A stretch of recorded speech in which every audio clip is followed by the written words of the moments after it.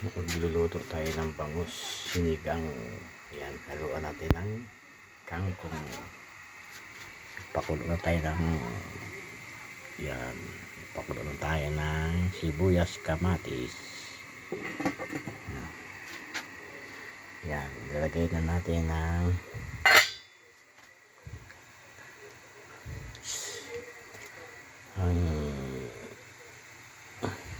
bangus.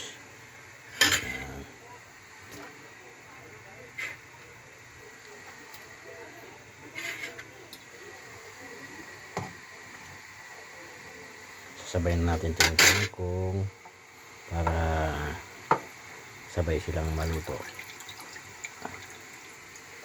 Yan. Yan guys. Support ko lang po sa aking video, short video. Salamat po sa lahat na magsusupport dito sa aking niluluto, sinigang na bangus. Hinaluan natin ang kangkong. Yan.